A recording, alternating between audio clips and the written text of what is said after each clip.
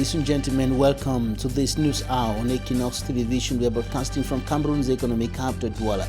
I am Badle Jonathan. In our top stories in this edition of the news, after leaving hospital, Jean Fai Bungong, the indigene of Ndu in the Dongamantum division, northwest region of the Republic of Cameroon, tortured by military, gendarmerie and police officers, says he has not been put through adequate medical attention and is still feeling a lot of pains in his head, in his heart and other parts of his body.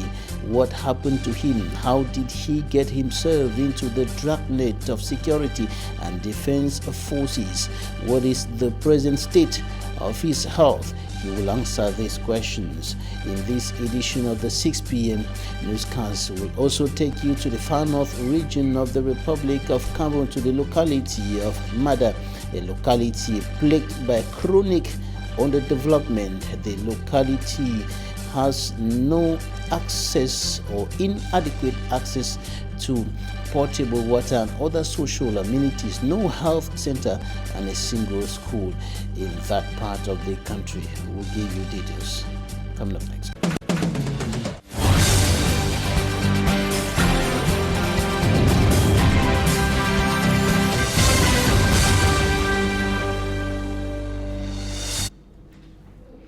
Thanks, ladies and gentlemen, for staying with us in this edition of the newscast on Equinoxe Television. We're going to start in the far north region of the Republic of Cameroon, and we're taking you to the locality of Mada, a locality where there are no health facilities, no social amenities, and chronic underdevelopment is a major problem in that part of the far north region of the country, and the people are living in the difficulties, very deplorable conditions, because of the inadequate supply of basic amenities to the people. Details in this report by Fomi Armstrong Santa.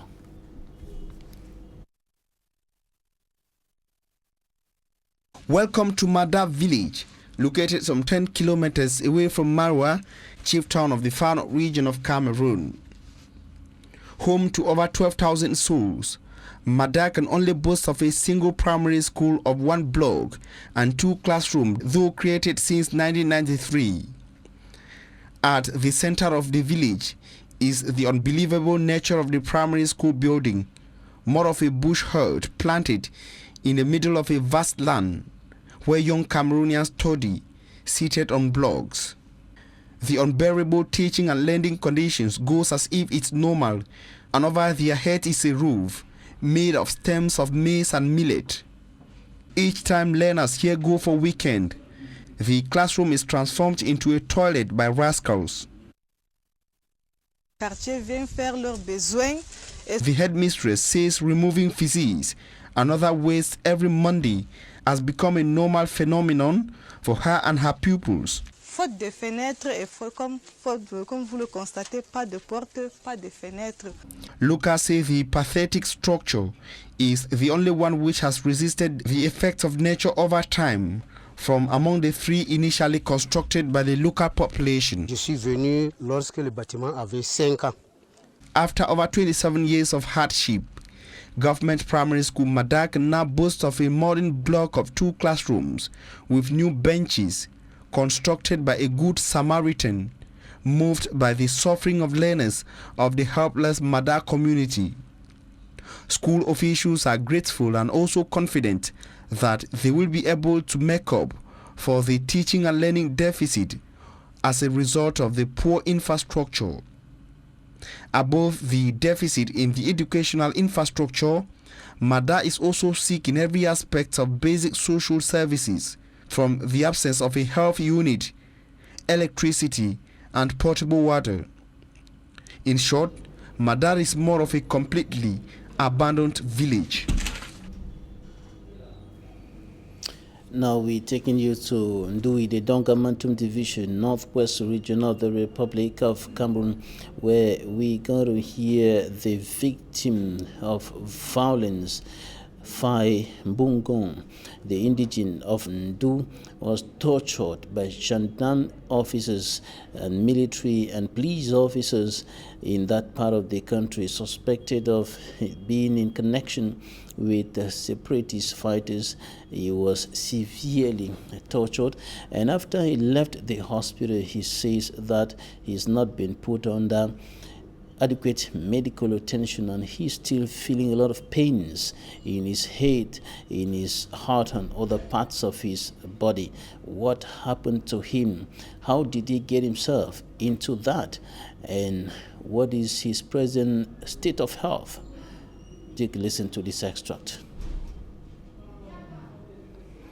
We'll be coming back to that shortly. Time for us to talk about the challenges, the problems afflicting women and young girls, not only in the northwest and southwest regions of the country, but across the 10 regions of the Republic of Cameroon. But this problem is more acute in the northwest and southwest regions because of the unstable socio-political and security situation, with the armed conflict prevailing there for more than 4 years, and some civil society organizations have put themselves together and are launching an initiative to strengthen the capacities of young girls and women human rights defenders with the support of Global Affairs Canada.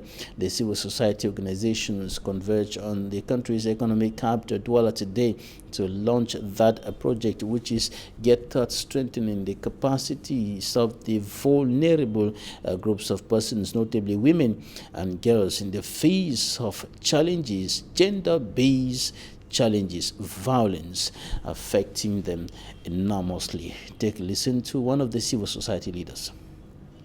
We lost our peace long time ago in the northwest and southwest region, and that led women to be the most vulnerable group. We know women and children when it comes to when there's turbulence, when there's war, when things are not okay, women tend to be the victims. But I don't want to use the word victims, I call them survivors. But anyway, but women go through a lot. They have so many challenges and fending for their families. Some of them even lost their husbands and so many other things. So women being the mother of humanity, our focus, women and children, women and the girl child are our focus, because if the woman succeeds, if she survives, if she conquers, then the entire community will be a success. We have sensitizations, we have clubs, like peace clubs, that we have to create in all the regions. Quite a number of peace clubs, and that also need follow-up. Then education, sensitization.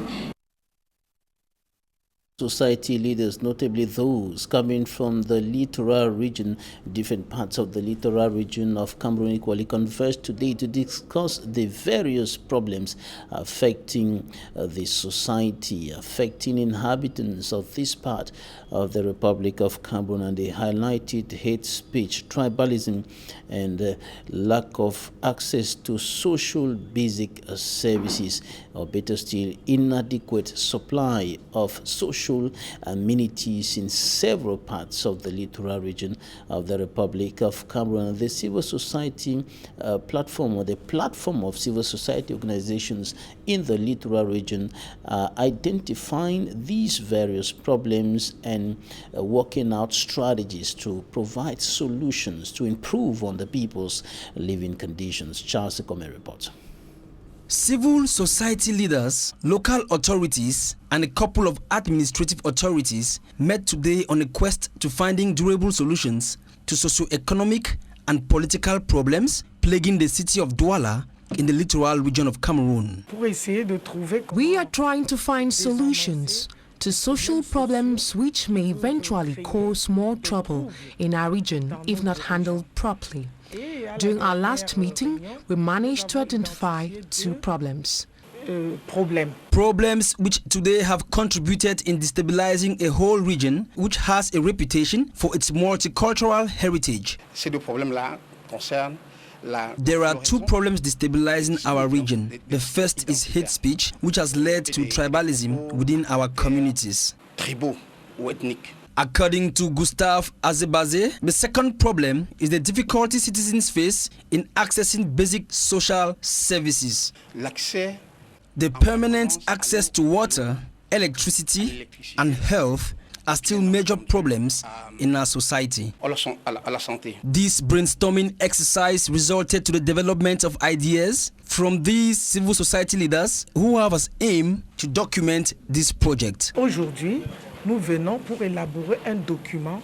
Today, we have to establish a document whereby every person will know what to do, so we avoid these problems tomorrow. We all want to live in peace, reason why we civil society leaders have decided to contribute in finding probable solutions for a peace-reigning society. Veut apporter sa contribution pour une paix sociale et durable. It is important to note that this is the third working session of Plafosil, which is the platform of civil society leaders for the littoral region in Cameroon. This platform was created in June 2015 with the aim of identifying problems of the region. In the report coming up next, Innocent has a report that the bad state of the road connecting the country's economic capital, Douala, and Yabasi in the Kam division, and the enclaved nature of that part of the littoral region are some of the problems that are hindering the growth of the agricultural school established in that part of the country, and the enrollment in that school has systematically been dropping over the years, and the school is also having other challenges that are making it difficult to function as it ought to. And of course, our reporters were there and brought back this report.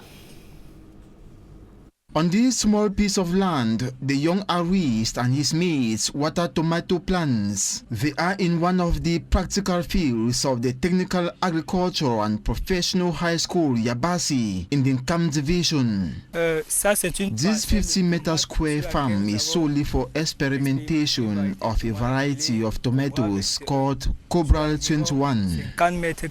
In the watchful eyes of their supervisors, these learners in plant and seed production assess growth quality of their plants. With 82 hectares at its disposition, the school intends to extend the plots devoted to the students' practical sessions. But the process is not rosy. The pineapple parcel, for example, is difficult to access due to bad roads leading to Yabasi. Lors du transport des rejets, puisque nous avons passé la commande de 41 500 rejets. Transporting inputs and outputs is cumbersome, especially in the rainy season. Les plants dans l'année étant très sensibles à la pourriture, ont entamé pour le processus et du coup, on n'y pouvait rien. As a result, minimal losses were incurred. The Vocational and Agricultural Technical High School, Yabasi, is victim of the numerous problems the Kam Divisional Headquarters faces. An enclavement that slows down the enthusiasm around this institution.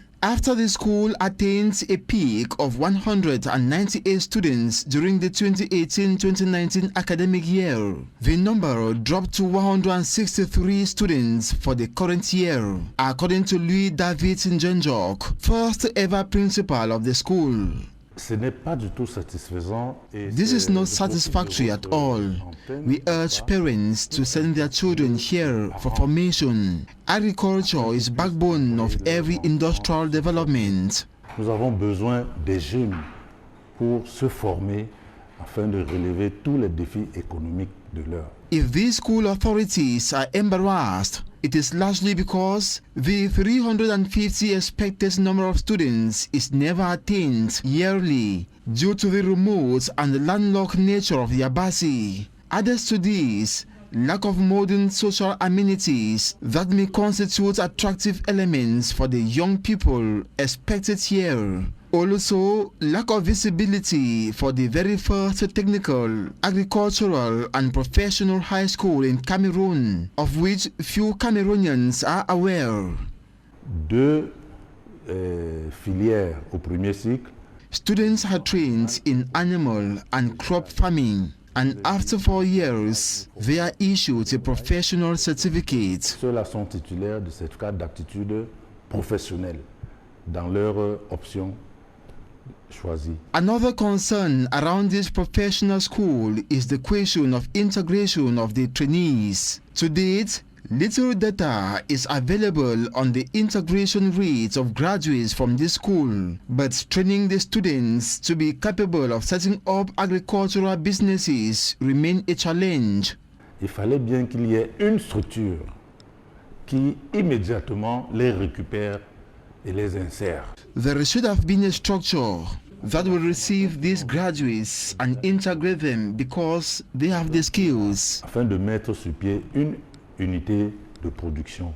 Being a technical and professional structure, the Yabasi Agricultural High School is a blessing from the Chinese cooperation, the very first high school of this type in Cameroon, which went functional since 2017. But its infrastructures and equipment, which worth 6 million francs CFA, its large compound of 5 hectares with a boarding school have not yet been enough to massively woo youth into agriculture.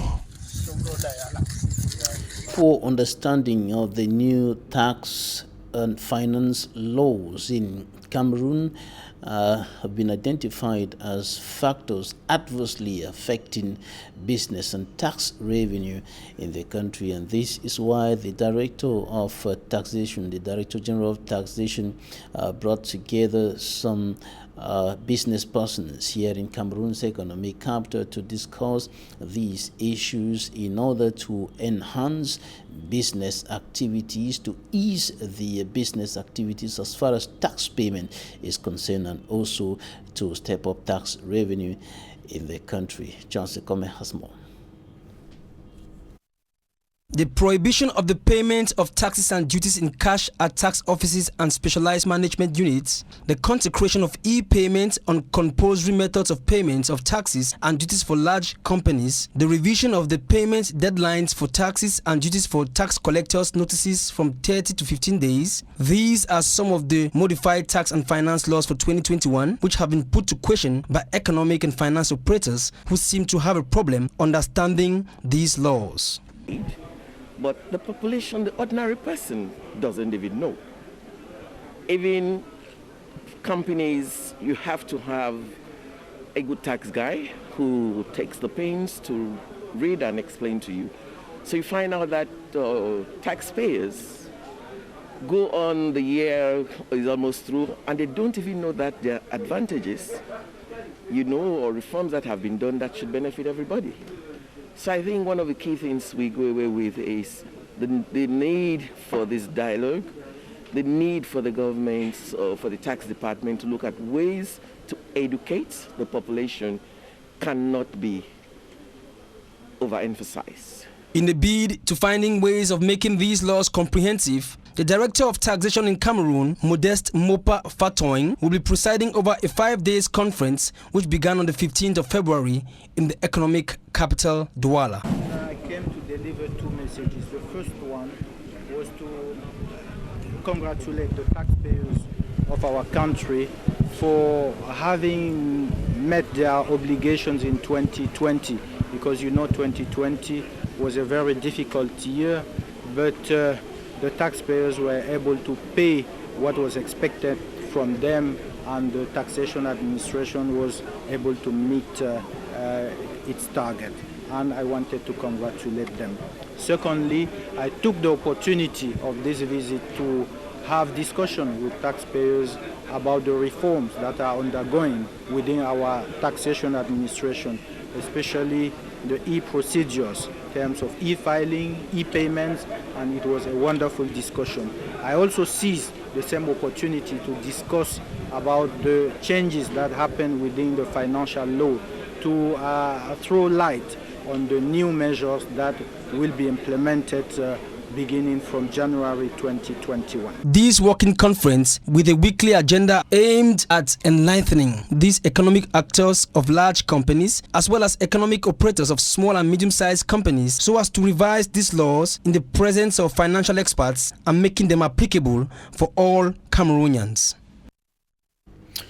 regional sub-regional integration is still a major is still something that is far away from the Central African sub-region, and this is because many of the projects expected to ease regional or sub-regional integration are pending because of financial constraints. And the technical committee working on this met here in Douala this week to discuss how they can raise funds. Member states can raise funds in order to facilitate or enhance the execution of those projects that will enhance or facilitate the sub-regional integration within the CEMAC zone. Immaculate Fogwe reports.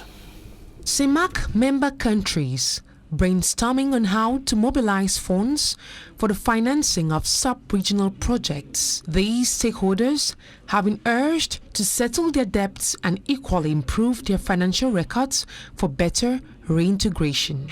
The focus of the working session is to go project by project, see the amount announced in Paris.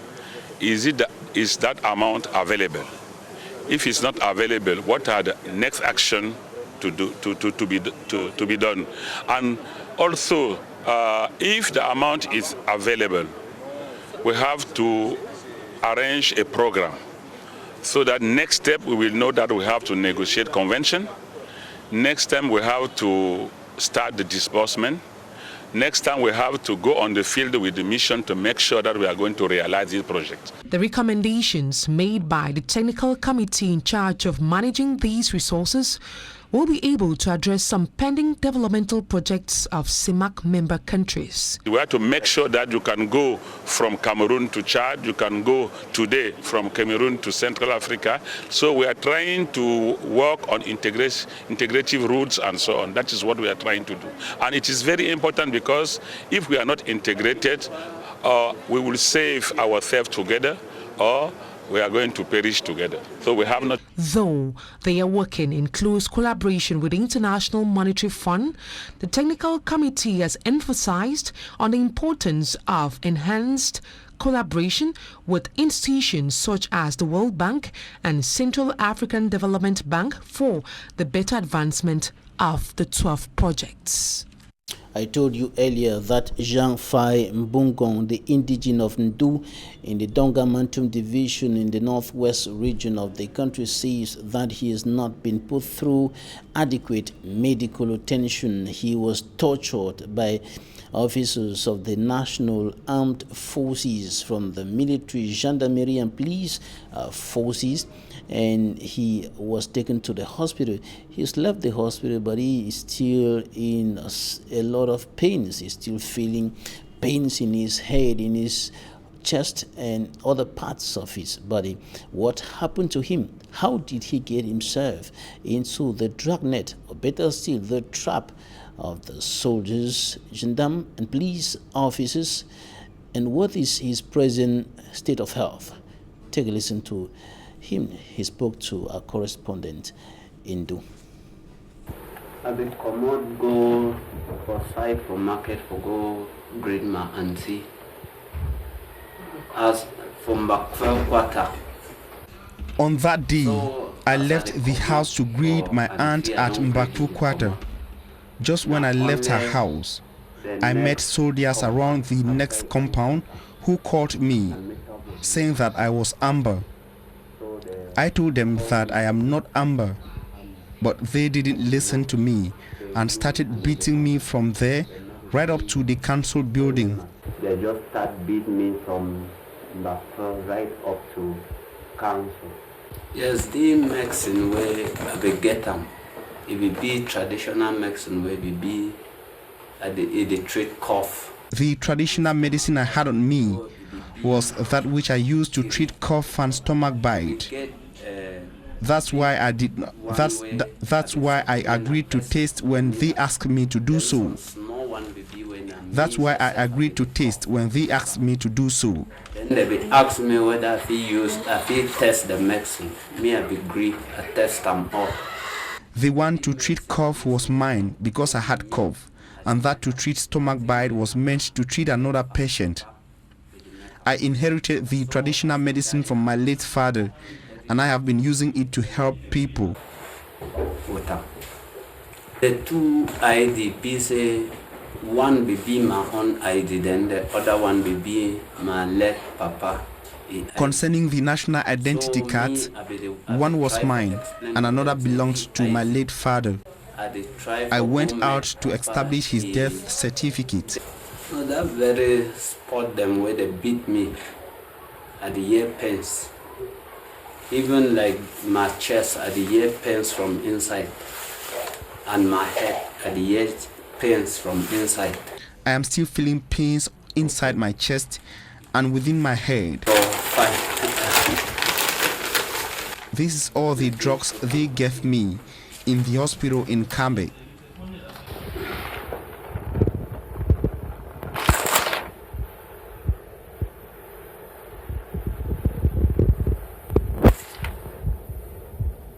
Look at my body. I feel pains.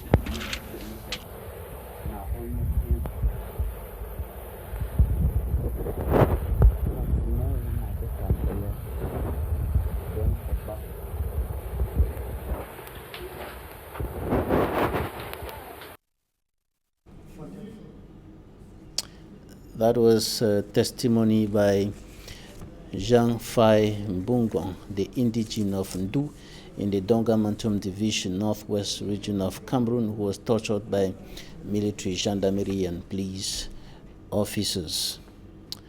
Now on to something else. We are taking you out of the country to Nigeria, and the Niger State Governor Abubakar Sani Bello says gunmen have killed a school pupil and abducted 27 others in a nighttime raid on their boarding school in the north central part of the country. Out that 3 members of staff and 12 of their relatives were also abducted. The principal of the school in the Kangara town in the Niger State told the BBC that about 600 boys were asleep in their dormitories when the school was raided. Security forces have been deployed to help with rescue operations. The motives for the attack is unclear, but criminal gangs often carry out kidnapping and ransom in parts of Nigeria. On Monday, about 20 people who were returning from a wedding ceremony were abducted after an attack on their bus in Niger State. Their fate is unclear, and in December last year, more than 300 schoolboys were seized in the town of Kankara in northwestern state of Katsina. They were later released following negotiations with the government. And now in sports, the trouble at the Cameroon Football Federation is not yet over, and as 2 factions are now claiming to control the football institution. 2 different meetings took place in Yaoundé, called by Seydou Mbombo Njoya, interim FECAFOOT president, and Senator Albert Mbida, who is heading the temporal committee, the temporal management committee. And both meetings ended with different resolutions, as Usman Jikan Gabriel tells us. A meeting of the temporal committee to manage activities at the Cameroon Football Federation in Fuda neighborhood interrupted by security forces. C'est la brigade de Boussou. Je suis avec le sous-préfet. Le sous-préfet m'a requis pour l'accompagner au niveau de la ligue de football à Fuda. Non. Vous devez fonctionner avec la loi. Vous pensez que c'est l'arbitraire? Vous pouvez décider arbitrairement de faire ce que vous voulez sans vous appuyer sur la loi? On l'a envoyé pour interdire la réunion. J'ai demandé, est-ce que j'ai fait une déclaration de réunion? Je suis dans un service, je tiens une réunion avec les gens du service, qu'on me montre l'arrêté d'interdiction. The executive members who were meeting for the first time since their appointment are looking at the ways forward to start the football championship. One of their main resolutions at the end of their meeting was the reinstatement of the Professional Football League at the helm of the organization of Football Championship in Cameroon. We have reinstated the Professional Football League, LFPC, as the institution to organize local championship in conformity with the decision of the Court of Arbitration for Sports.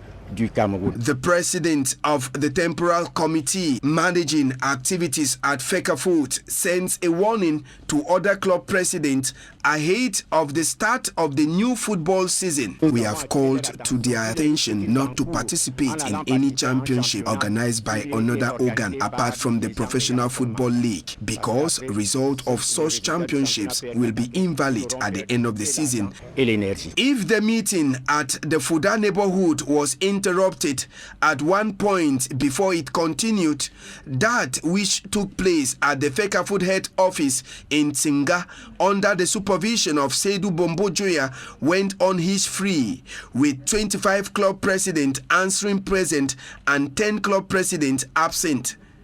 The main objective of the meeting was to seek ways at which the Professional Football Championship could be launched in the country in the days ahead. The president of the Cameroon Football Federation, Fecafoot, is counting on state support for the launch of the championship. We hope that the problem of infrastructures and subvention from the states will be resolved as soon as possible. At the end of the Chinga gathering, it was agreed that the Professional League 2 Championship will be launched on February 27th, with the rest of Day 1 encounters coming up on the 6th of March 2021. And the League 1 Championship will be launched on February 28th, while the remaining Day 1 matches will be played on the 7th March 2021. The League 1 and League 2 Championship will be organized by the Cameroon Football Federation. It is another tug of war between these two persons at the helm of football in Cameroon. Thank you for staying with us. Talking Point is up next.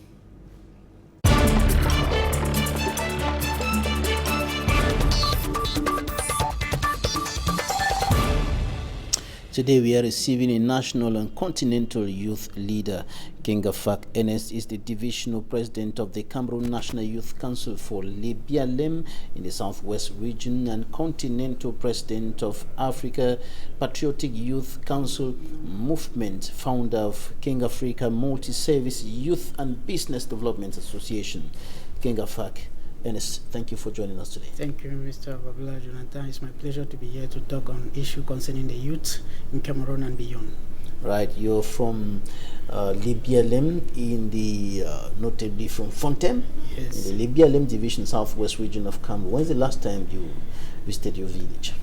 3 days back, I'm 14 and 15. I have to visit the Fontem, part of my village, and I realize that the insecurity and challenges of the crisis is still chopping off developmental activities in the division, especially the recent killings in Sota, part of my division as well.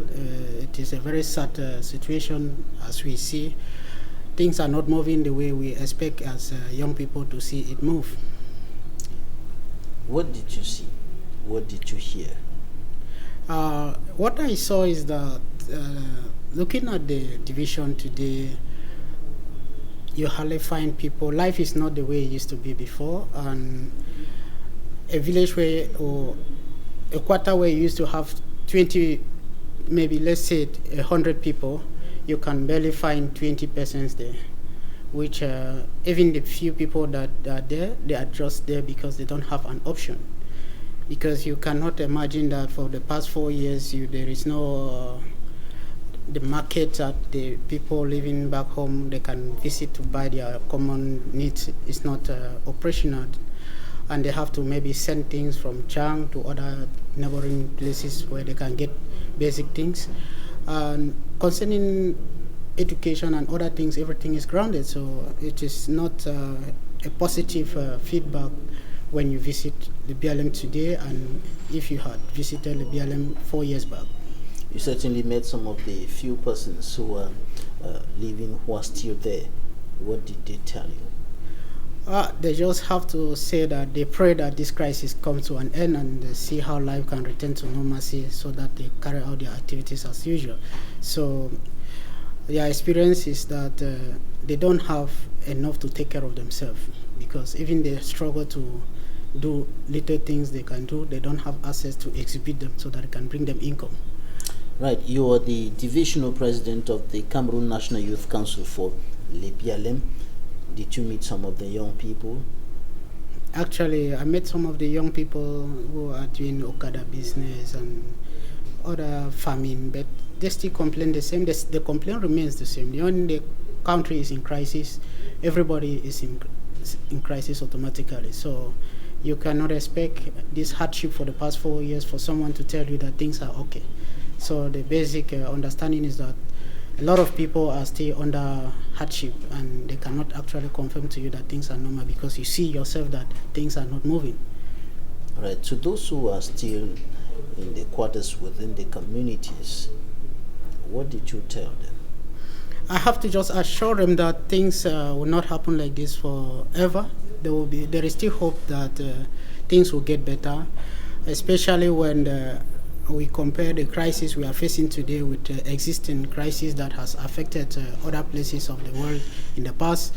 We've had wars and other things, but today you have our brothers and sisters flying to Germany after the First or the Second World War. Germany was destroyed. So today we still have our brothers and sisters dying in the Mediterranean Sea to fly to those countries. Therefore shows that all hopes is not gone, even in difficult times like this. We still have to retain optimism for the better future tomorrow. Many of the young people in the BLM division who are under your responsibility as the divisional president of the National Youth Council today in the bushes, not within the communities like some of those that you met who are doing some activities like commercial bike riding within the communities. Many of them are in the bushes, carrying guns, fighting. What did you tell those ones? Did you go looking for them? Have you been able to? Yeah, those people carrying guns and ammunition, I think it is impossible to see them the way we see common people. Those are not common people as we can put them now, because a common man is harmless. For you to be harmful, it means that you are not a common man. So it's difficult to assess those people. But whatever I try to say is that killing is a bad thing, and there is no way from any direction that a reasonable man would support any form of killing. Therefore, we hope to see that the authority in different camps have to let go the attitude of killing and preach peace and unity, so that we can have hope. As young people are devastated because of the poor management of, you have to first of all understand that BLM is a difficult terrain to access. Before the crisis, they have challenges of road and other developmental challenges. So if the crisis is so much difficult in the BLM today, is due to some of those challenges that were being neglected perhaps by the government. So we call on the government to implement some of those developmental projects that can give people hopes, because only preaching that things will come back to normal. The question is, what happened when things were normal? Were there good roads? Were there good market? Were there good facilities for them to carry out their activities normally? So preaching that things to go back to normal is not enough. But presenting how things are going to be normal is better. Presenting how things are going to be normal is better. Now, you're also a continental leader. Yes. What are you telling the young people on the continent who are still struggling to have the daily bread? Some of them dying in the desert, some of them dying in the Mediterranean, struggling to get overseas for greener pastures, and so on. Brother Jonathan, I'm so grateful you asked me that question, because our vision for the African Patriotic Youth Council movement, our vision for African Patriotic Council is African for Africans and African solutions to African problems. Because today we young Africans believe that we have all the necessary skills to resolve African problems. But unfortunately, we have a leadership in place, not only in Cameroon, but within the continent, that do not give young people a chance to demonstrate their ability. So we as young people, we believe that instead of only criticizing the government or talking evil things about the system, we should start bringing our ideas together to see how we can start doing something on our own without necessarily hoping on the government. For instance, if we get engaged in agriculture, if we get engaged in digital economic commerce and other things that are beyond any control of third party, we can excel in that direction. All right. We'll certainly have another opportunity to talk more about that, those interesting routes which you identified for young people to be able to be financially independent, financially and economically viable, and of course support in nation building and the building, of course, of the continent. Thanks so much, King Afak Ernest, National and Continental Youth Leader. Thank you for joining us today. It's my pleasure.